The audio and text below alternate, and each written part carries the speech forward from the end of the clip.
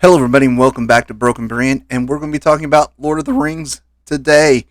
Now, I will admit I am slightly embarrassed because I was told about this by a coworker, and I didn't know it ahead of time. When she asked me if what I thought about the hunt for Gollum, and I was like, "What are you talking about?" And I was like, "Oh yeah, there's been rumors," and they're like, "Oh no." She was like, "Oh no, there's actually some information out there new." I was like, "You got to be kidding me." Okay. So it looks like the hunt for Gollum is in the works, and they interviewed Ian McKellen, and he gave some more details.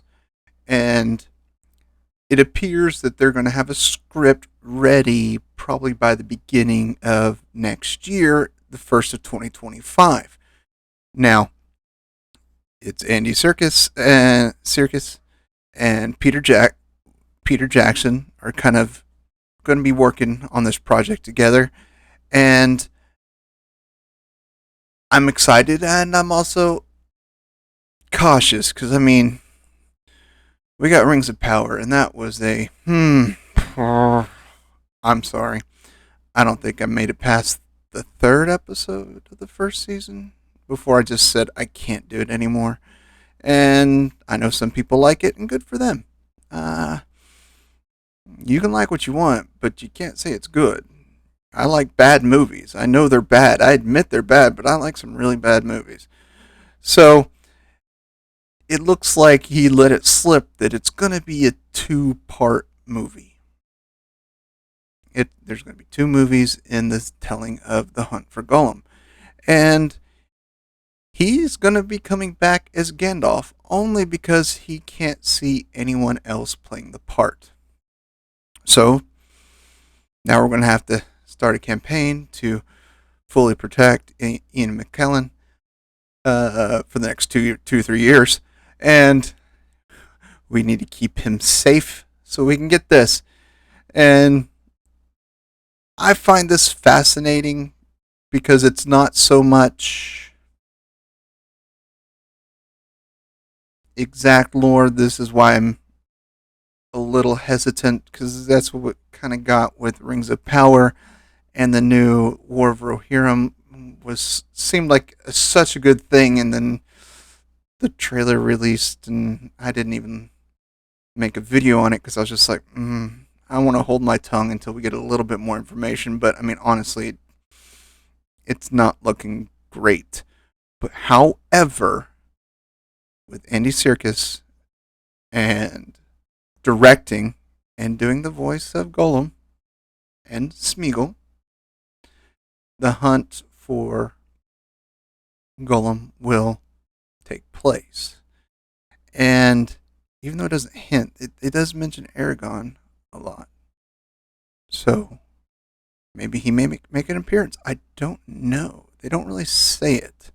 So I went through and just was kind of reading through this article, and I get it. It's the story of Gollum is a very interesting, interesting kind of story of corruption and redemption and the warring battles within us, and it's quite interesting because when I got home today, I just felt the urge to watch the 1976 Hobbit.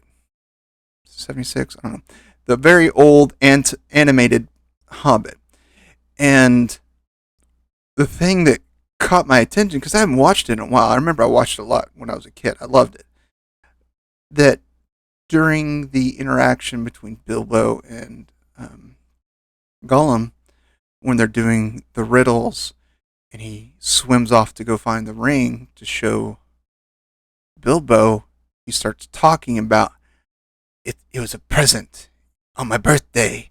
And he starts giving all these little details that, we really didn't see, that we saw in the movie, but it was kind of like, but we didn't see it in that interaction in The Hobbit, because he talked about it. Like, that's how he got it. Like, we saw how that unfolded, and it's very interesting. You're like, oh, and it's been a very long time since I read The Hobbit.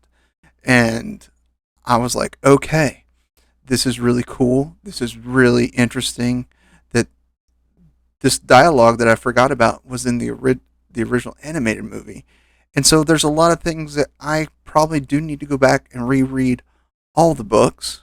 I know that's an undertaking. I know. And what could we get from this? It could be great. It could be okay. It could be a very powerful and insightful mo- two movies, or it could be like the Hobbit trilogy that it got stretched out to make three when really could have been two, and it was told in 1 hour and 15 minutes in an animated movie. And it was funny because I mean, by the time 15 minutes in, they're already on the adventure from Bilbo's house. I mean, 15 minutes in, we're on the path. We're going.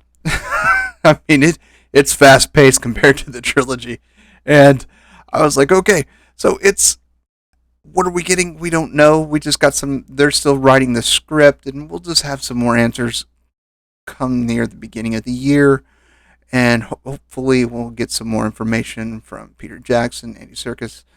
Circus. I really don't know how to say his name, and I apologize for mispronouncing it, whatever times I did. So I'm just excited that we're going to get more Lord of the Rings and hopefully better Lord of the Rings, because even though Peter Jackson is producing it, he also produced War of Rohirrim, and it's not looking favorable from the little clips I've seen. So it's giving me, hey, bait and switch vibes that we got with Kevin Smith's He-Man.